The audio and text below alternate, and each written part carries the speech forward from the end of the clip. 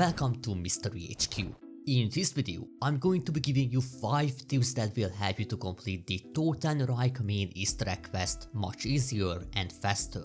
If this video helps you out, drop a like and let me know in the comments. Alright, jumping straight in, let's talk about your loadout. Over the past week, the community and even myself tested a ton of weapons against the boss. And honestly, even though in my previous video I said the VST was the absolute meta, I was wrong. I still think the VST is very great if you want more mobility and something better for clearing zombies during the fight, but the best weapon against Radioactive, both in standard and cursed, is the Ion Sniper. You should be using the build with the code on screen because it absolutely destroys the boss. The damage output is so insane that you can literally skip most of the damage phase after the first ice head and go straight into the final phase. Then combine that with Frenzied Guard using these augments so you never really have to worry about reloading while your field upgrade is active. And of course, if you're wondering what you are supposed to kill the zombies with during the fight, that's exactly why you bring the Jotun Star with you. Now moving on to an earlier Easter egg step, the green or radioactive fish. A lot of people don't realize this, but while there are 11 fishing spots around the map, the fish itself can only spawn in 3 locations. The first one is on a beacon island near the cannon you don't use for the Easter egg. The second one is right at spawn near the Coda wallby, and the third location is near Double Tap. So if you are struggling to find the fish in your game, only check these 3 spots and you will save yourself a lot of time. Okay, so next let's talk about the cargo manifest step, because I'm seeing a lot of confusion around this one. First of all, this step is not bugged. The game actually gives you every piece of information you need to figure out which crate to open. Before you can even open the crates though, you need to grab the crowbar from the lighthouse. Once you have that, you can walk up to the crates and open them. But the big question is still, how do you know which crate is the correct one? Well, there are 2 pieces of paper around the map. One explains what's supposed to be inside each cargo crate and gives every crate a number. That paper is the same in every single game. And there's a second paper, which can spawn in 2 different locations. One is in the building where you lower the crane, and the other one is near Tyr's foot. Once you find this second paper, it will contain a small message. The message will always be one of the 4 examples I'm putting on the screen right now. If the message starts with "I couldn't tamper", that means the bullet is still inside crate 7.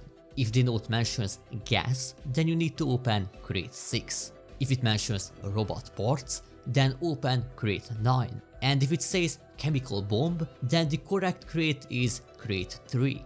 Now quickly showing you all the crate locations starting from spawn. They are all located on the left side of the map. Also keep in mind, this step can actually be brute forced pretty easily, because even if you open the wrong crate, you only get a negative effect for 60 seconds. And I know it's annoying, but it's definitely not something that's going to ruin your run. Next up is the claw machine puzzle. This step is where you need to place 3 uranium canisters next to the already placed ones so that after all 3 are placed, the machine's little handle lands inside the green marked area on the screen. Now there are a lot of different ways this puzzle can play out, but generally what you need to remember is that you are trying to create a group of at least 6 connected canisters, with the maximum being 8. That means there are only 6 actual winning patterns, and you can see all of those on the screen right now. Huge shout out to Reddit user Mr. Kennedy, who spent a lot of time figuring out all of these and delivering these solutions to the community.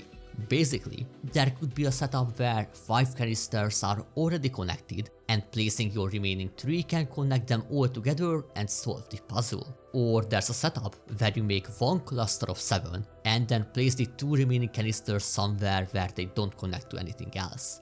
Most commonly though, the solutions are somewhere in between, usually creating 2 separate clusters with the numbers shown on screen, so either 6 and 3 or 7 and 2, while making sure those clusters never connect together.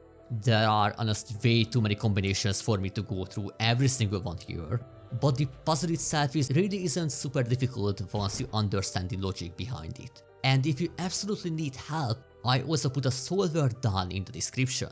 But there's one important thing to keep in mind. There are actually some situations where the game gives you an impossible board. Out of 8008 possible Totenreich reactor boards, 74 of them are impossible to solve.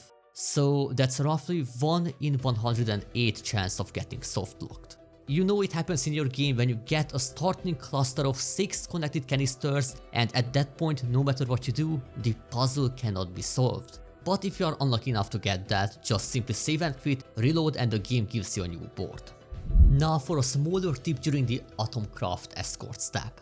When you need to bring the Atomkraft core to the bridge, you can actually make this step way easier using the stick and move augment on melee macchiato. If you melee kill zombies while backpedaling, you can actually outrun the rising icebergs coming out from the ground. So basically, backpedaling with the Jotun star while carrying the Atomkraft core gives you a huge advantage during this step if you can kill zombies fast enough. And I think this one is pretty self-explanatory, but definitely make sure you have quick revive equipped here, because there's basically no reason to risk dying to all that constant damage.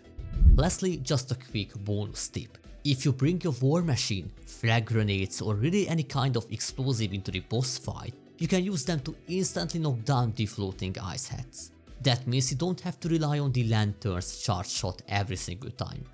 And if you are running frags with Future Aid, you will get those back incredibly fast anyway. And I think that's pretty much it for this video. I really hope these quick tips make your Easter egg runs much easier, and if they do, make sure to drop a like and subscribe for more videos like this one. Anyway, thank you all so much for watching, and I will see you in my next video.